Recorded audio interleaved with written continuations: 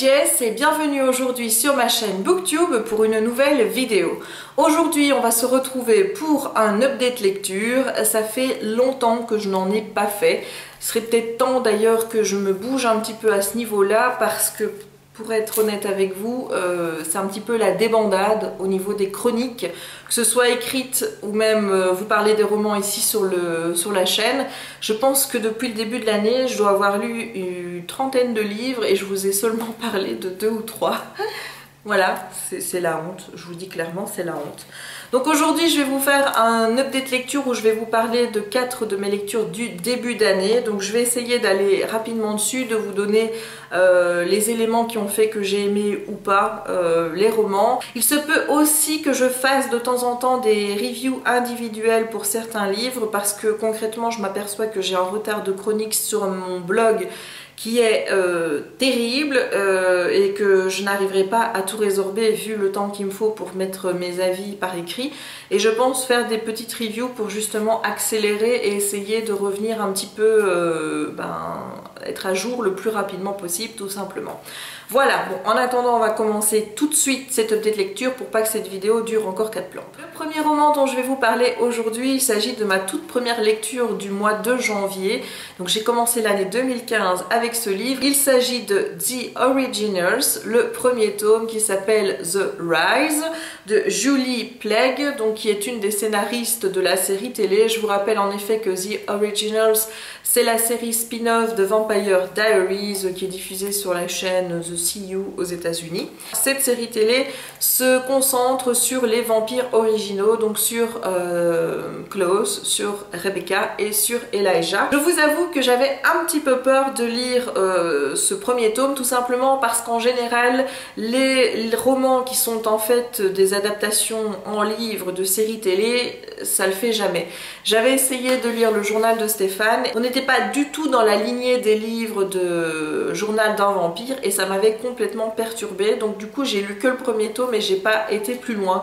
Peut-être que je réessayerai à un moment donné de les relire en essayant vraiment de me mettre à l'esprit que Journal de Stéphane c'est pas du tout la même chose que Journal d'un vampire et qu'il faut vraiment les prendre pour deux œuvres totalement distinctes. Mais voilà, quand j'ai lu le premier tome, ça l'avait pas fait. Et donc j'avais peur ici qu'on commence à me remélanger un petit peu tout par rapport à la série télé. Pour le moment, j'ai pas encore fini la saison 1, je crois qu'il me reste quelques épisodes. Donc je peux pas vraiment vous dire si on reste dans une logique cohérente par rapport à la série télé. Mais en tout cas, moi, quand j'ai lu l'histoire, j'ai pas vu des choses qui allaient en contradiction avec ce que j'avais déjà vu à la télé. Donc voilà, c'est déjà un bon point. Ça a été. Donc je voulais seulement vous préciser que moi par rapport à ce que j'ai déjà vu, il n'y avait rien qui m'avait choqué par rapport aux événements, donc il n'y en a pas deux qui s'éclipsent au même moment et on se dit tiens ça c'est bizarre. Peut-être que ça va être le cas quand j'aurai vu le reste de la série, mais en attendant voilà c'est pas le cas. Donc moi lire ce premier tome, eh bien ça m'a convenu totalement.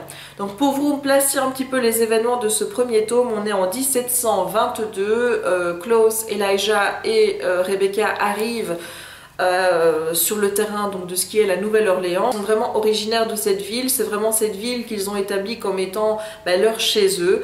Et en fait dans les livres, eh bien, on va suivre le moment où ils sont arrivés pour la première fois à la Nouvelle-Orléans et qu'ils ont décidé de s'installer là-bas. Sauf que contrairement à ce qu'on vous dit au début de la série télé où les vampires règnent en maître sur la Nouvelle-Orléans, eh bien quand ils sont arrivés, il y avait déjà deux forces en puissance qui étaient un petit peu en disbrouille les uns avec les autres, et donc quand les vampires sont arrivés, ils n'étaient pas en position de force déjà, vu qu'ils étaient que 3, et en plus de ça, c'était pas à eux que revenait de décider, puisqu'ils ont été simplement tolérés dans la ville par les loups-garous et les sorcières, qui eux, comme je vous le dis, étaient dans une guerre ancestrale. Et au moment où nos vampires sont arrivés, c'est le moment où justement on essayait de dessiner une alliance entre une famille de loups-garous et une famille de sorcières par un mariage pour essayer un petit peu de calmer le jeu et qu'il n'y ait plus autant de morts dans les deux clans. Et donc on va suivre un petit peu les péripéties de nos 3 vampires quand ils vont arriver à la Nouvelle-Orléans, que ce soit Klaus qui fait toujours de toute façon n'importe quoi, Elijah qui lui essaye de vraiment trouver un point d'ancrage à sa famille, il essaye vraiment de trouver, il veut une habitation en fait, il veut acheter du terrain pour construire leur maison et qu'ils puissent se dire qu'ils sont chez eux parce que là ils n'ont pas de terre propre à eux.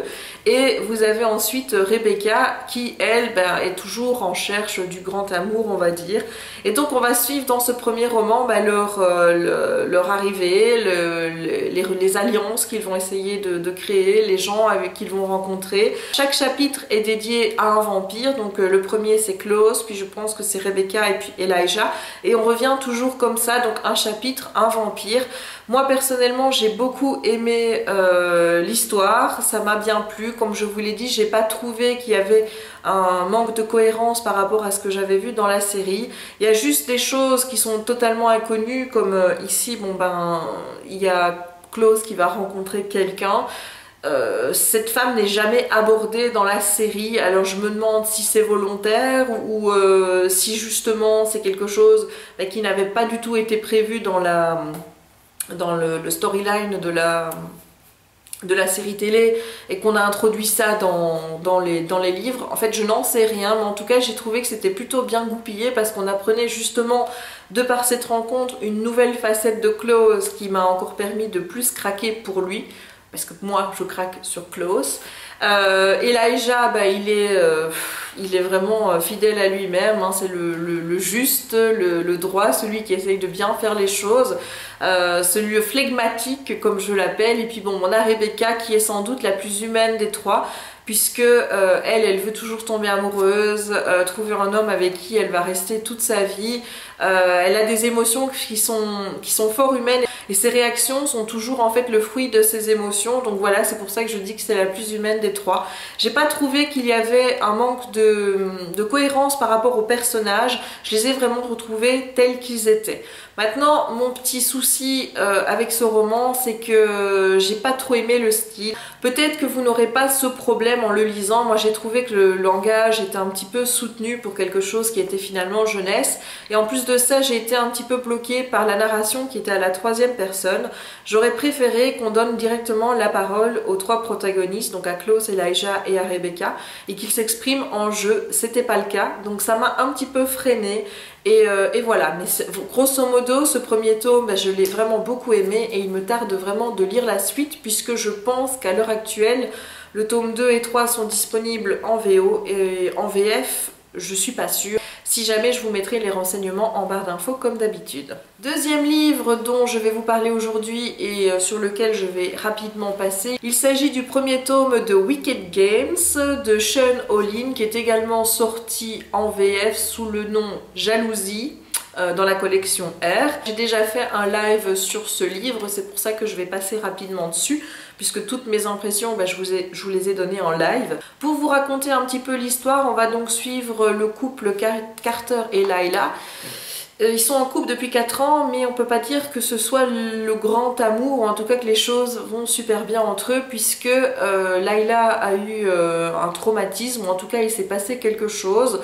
Elle a été virée, je pense, de la team de natation de l'école, et depuis ce moment-là, elle n'est plus du tout la même, elle est devenue très jalouse, elle est sous antidépresseurs, enfin bref, c'est plus que l'ombre d'elle-même, et c'est vrai qu'elle rend un petit peu la vie difficile à Carter, qui reste avec elle parce qu'il l'aime toujours, certes, mais aussi parce qu'il se sentirait responsable ou coupable de la quitter à un moment où elle n'est pas au mieux de sa forme. Il essaye de faire avec, mais voilà, Carter, il n'est pas du tout bien dans cette relation. Et lors d'une soirée, eh bien, il va rencontrer Jules. Je pense qu'en français, ce nom a été traduit en Julie. Mais voilà, moi c'est Jules. Il rencontre Jules avec qui tout passe bien, il y a une facilité au niveau des échanges, ils se rendent compte qu'ils ont beaucoup de points communs et suite à cette soirée, ils couchent ensemble. Le lendemain matin, Carter culpabilise énormément vis-à-vis de Lila et il va dire à Jules que c'était juste une nuit et que ça devait rester juste une nuit mais qu'il n'était pas contre de rester amis parce qu'ils s'entendaient bien. Et donc on va suivre un petit peu cette amitié avec Jules qui en fait n'est pas une véritable amitié puisque clairement on sent que les deux se plaisent l'un l'autre. Mais en plus de ça, vous avez Lila qui va commencer à avoir des doutes et qui va réagir d'une manière totalement surprenante. Et c'est ça un petit peu qui m'a dérangée, c'est que j'ai trouvé que l'auteur allait quand même très loin. Et ça m'a semblé mais pas du tout crédible quoi finalement la manière dont l'histoire se passait. J'ai pas non plus aimé le personnage de Layla parce que je trouvais qu'il y avait quelque chose de profond justement à voir derrière ce personnage, une personne qui était complètement instable au niveau psychologique, et j'aurais aimé justement qu'on suive ces moments où elle a basculé, et là on en dit finalement très peu, et c'est ça qui m'a manqué. J'aurais vraiment aimé qu'on suive Layla dans des moments où elle était vraiment pas bien, voir comment elle a basculé de ce côté-là. Au moins, je pense que j'aurais pu essayer de la comprendre, parce que là, du tout, il n'y a rien, quoi. J'ai pas compris ses manières de réagir, j'ai pas compris... j'ai rien compris au personnage de Layla. En gros, du coup, je me suis pas attachée à elle, je me suis pas non plus attachée aux autres personnages. Et je pense que quand vous vous attachez pas aux personnages, et de fait, ça passe moins bien, tout de suite. Et voilà, ça l'a pas fait à cause de ça, ça l'a pas fait non plus parce que l'auteur, j'ai eu l'impression qu'il nous prévenait quand il y avait quelque chose qui allait arriver. Ça m'a fait un petit peu l'effet, vous voyez, d'une soirée, on vous prépare une fête pour votre anniversaire, vous êtes censé pas être au courant, et juste 2-3 minutes avant que vous entriez dans la pièce, quelqu'un vient vous dire un truc qui va vous faire penser qu'il y a des gens qui sont chez vous et qui vous attendent. Quand vous arrivez, la surprise elle est gâchée, puisque votre réaction elle n'est plus aussi spontanée que si vous ne vous étiez douté de rien. Et là concrètement c'est ce que j'ai eu, c'est qu'à des moments clés, quand il allait se passer quelque chose, l'auteur nous titillait 2-3 pages avant, on savait qu'il allait se passer quelque chose, du coup j'ai pas été étonnée. Donc les événements, quand il y avait quelque chose de fort qui se passait, j'ai pas été surprise, donc ça m'a pas plu. Ce qui m'a vraiment surpris par contre c'est le prologue. Parce que je m'attendais pas du tout à une fin comme ça, mais c'est une fin que moi j'ai pas aimée parce que du coup elle est restée très ouverte. Si le tome 2 reprend l'histoire avec les mêmes personnages, ok, moi je veux bien si l'histoire est totalement abordée d'un point de vue différent pour ne pas qu'on nous refasse quelque chose d'à peu près similaire, mais si jamais on parle de d'autres personnages, je vais toujours avoir ce questionnement dans ma tête de me dire mais qu'est-ce qui va arriver et comment ça va se finir finalement. C'est pas un livre très mémorable pour moi, je lui ai mis 1,5 étoile sur 5. Troisième bouquin que je vais aborder avec vous aujourd'hui, il s'agit du dernier roman de Rainbow Rowell, Landline. Un roman qui a été publié au mois de janvier aux éditions Milady sous le titre À un fil. Vous savez bien, Rainbow Rowell, moi j'ai complètement craqué sur Fangirl, j'ai complètement craqué sur Eleanor et Park, donc de fait c'était obligé que je lise son nouveau roman. J'espérais avoir les mêmes coups de cœur, ça n'a pas été le cas, contrairement à beaucoup de personnes qui l'ont pas aimé ou qui sont assez mitigées sur ce roman. Même si ça n'a pas été un coup de cœur, moi je l'ai beaucoup aimé, je me suis retrouvée pas mal dans le personnage principal, de par des petites choses, hein, pas vraiment toute sa personnalité, mais je dirais sa façon de penser. Et de fait, comme je me suis sentie proche d'elle, et bien je me suis attachée à elle, et de fait, moi voilà, quand je m'attache au personnage, la moitié du chemin est déjà faite, si je peux dire. Donc dans ce roman on suit Georgie et Neil qui sont mariés depuis plusieurs années. Ils ont 2 filles, tout va bien dans le meilleur des mondes, ouais, sauf que Georgie a un travail qui lui prend énormément de temps. Elle travaille en tant que scénariste sur sur des séries télé donc, et elle travaille avec son meilleur ami Seth. Et pendant ce temps-là, Neil il a mis un petit peu sa carrière de côté pour rester à la maison et s'occuper des filles. Donc Georgie, elle voit pas souvent ses enfants, elle rentre tard le soir, elle part tôt le matin. Il y a une relation de couple finalement qui est plus fort là, puisque les deux ne se voient plus énormément, et il y a une certaine rancœur entre les deux, puisque Neil reproche un petit peu son manque d'investissement dans la famille à Georgie, et elle essaye de conjuguer un petit peu avec les deux, mais elle se rend pas compte non plus au point où en est Neil, c'est-à-dire qu'il est un petit peu au bord de l'implosion. Et quand arrivent les vacances de Noël où ils avaient prévu d'aller à Omaha, donc dans le Nebraska, donc rejoindre la maman de Neil pour passer les fêtes ensemble, c'est là que Georgie annonce à Neil que leur série télé sur laquelle donc elle travaille avec Seth et pas dans le cadre de son boulot, il y a des chances qu'elle se fasse fasse acheter par une chaîne de télévision et qu'elle doit absolument travailler sur des scripts et que donc elle ne peut pas aller à Oama et qu'ils doivent reporter leurs vacances. Et là, Neil, il va pas être content du tout et il va décider de quand même partir avec ses deux filles à Oama en laissant Georgie toute seule. Et c'est là qu'elle va comprendre vraiment qu'elle risque de perdre son mari, tout simplement parce que de la manière dont elle est partie, quand il va revenir, elle ne sait pas si ça va être pour lui dire que c'est réellement fini entre deux ou s'ils continuent leur vie de couple comme ils l'ont fait jusque-là. Voilà, et donc Georgie va se rendre, elle, chez sa maman parce qu'elle va vachement culpabiliser et elle va vouloir appeler Neil, mais comme elle a des problèmes avec son iPhone, elle va appeler Neil sur son vieux fixe qu'elle avait dans sa chambre et avec lequel elle l'appelait quand elle était ado. Et là, surprise au téléphone, c'est pas le Neil de maintenant, c'est le Neil d'il y a 20 ans qu'elle va retrouver et avec qui elle va discuter et avec qui elle va se rendre compte de plein de choses. Et moi, j'ai trouvé cette histoire vraiment très très très mignonne. Le côté fantastique du téléphone magique, en quelque sorte, ne m'a pas trop gênée parce que, voilà, j'ai trouvé que quand ça se mariait bien dans l'histoire, c'était pas trop dérangeant.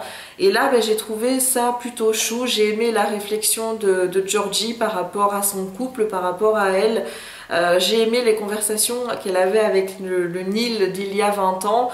Voilà, il y a des petites choses, vraiment, c'est toutes des petites choses qui m'ont plu parce que d'un côté, je me suis retrouvée dans ce couple par rapport au mien. Pas que je trouve que je laisse Jérémy s'occuper de tout à la maison ou des choses comme ça, mais par rapport à des choses que j'estime acquises par rapport à lui ou des choses comme ça. C'est vrai que ça m'a fait pas mal réfléchir par rapport à mon propre couple. Donc voilà, moi j'aime bien ces romans-là qui me font me remettre en question moi par rapport à mon couple et à changer certaines petites choses. J'ai vraiment trouvé ce roman très très très mignon. Ça m'a énormément plu. C'est clair qu'il n'est pas aussi bien que Fangirl ou que Eleanor et Park. En même temps, c'est une romance qui est plus adulte, c'est pas du YA, mais voilà, moi ça m'a plu. J'ai aimé ce que Rainbow Rowell a fait avec cette histoire. J'ai trouvé ça très touchant et voilà, si vous avez envie de belles petites histoires d'amour touchantes, je vous recommande Landline ou À en fil en français. Dernier livre dont je vais vous parler aujourd'hui, il s'agit de A Little Something Different de Sandy Hall. Alors malheureusement ce livre est toujours pas publié en français et je sais pas s'il va l'être, et s'il n'est pas, c'est vraiment dommage pour vous parce que clairement c'est vraiment l'histoire la plus mignonne que j'ai lue dernièrement. C'est une romance contemporaine YA, donc Young Adult. Et voilà, je lui ai aussi mis 5 sur 5 parce que c'était choupinou tout simplement. Donc dans ce roman, on va suivre Léa et Gabe qui sont deux jeunes adultes à l'université qui suivent le même cours d'écriture créative, donc pour écrire des romans ou des choses comme ça. Et ils se plaisent l'un l'autre, mais il n'y a personne qui ose franchir le premier pas. Et en fait, on va suivre cette histoire, et c'est l'originalité de l'histoire, c'est qu'on ne la suit pas des deux protagonistes principaux, donc Léa et Gabe. En fait, c'est les autres tout autour qui vont nous raconter leur histoire. Et dans les narrateurs, on retrouve la prof d'écriture créative qui, elle, a chaque année, elle a envie de mettre des élèves ensemble. Et cette année, elle a jeté son dévolu sur Léa et Gabe. Et elle veut vraiment les mettre ensemble et elle fait les devoirs en fonction de ça. Et moi j'ai trop kiffé cette prof. Il y a aussi la meilleure amie de Léa. Il y a le frère de Gabe également. Il y a aussi une serveuse du Starbucks. On suit également Victor qui suit le même cours d'écriture créative mais lui il les aime pas du tout parce que il y a le sac de Léa ou je sais plus si c'est celui de Gabe qui tape contre lui et ça l'énerve. Enfin bref, il est saoulé par ces deux-là et voilà, j'ai trouvé ça plutôt mignon. Et à côté de ça, vous avez aussi des points de vue que vous n'attendez pas du tout, comme le point de vue d'un banc ou le point de vue d'un écureuil.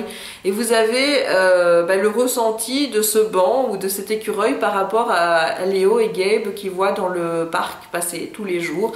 Voilà, c'est vraiment l'originalité de l'histoire et je trouve que s'il n'y avait pas tous ces points de vue là, je pense que ça marcherait pas aussi bien parce que finalement l'histoire de Léa et Gabe, elle est très Elle est très banale, il y a vraiment rien d'exceptionnel qui se passe dans cette histoire. Et si l'histoire avait été racontée du point de vue de Léa ou de Gabe, eh bien c'est vrai que ça aurait été plutôt ennuyeux. Tandis que là, d'avoir différents points de vue, on découvre les personnages principaux par rapport aux yeux des autres, et chaque fois d'une manière différente, parce que si vous regardez les points de vue de la prof qui adore ces deux élèves-là, et le point de vue de Victor qui les aime pas, mais forcément vous avez des avis très divergents sur la personnalité des deux protagonistes. Et moi j'ai plutôt aimé ça, parce que finalement on suit plein de personnes, mais en prenant des petits bouts d'où on apprend à droite et à gauche, on arrive à se faire une idée sur la personnalité, sur ce que sont vraiment Léa et Gabe, et moi j'ai vraiment kiffé.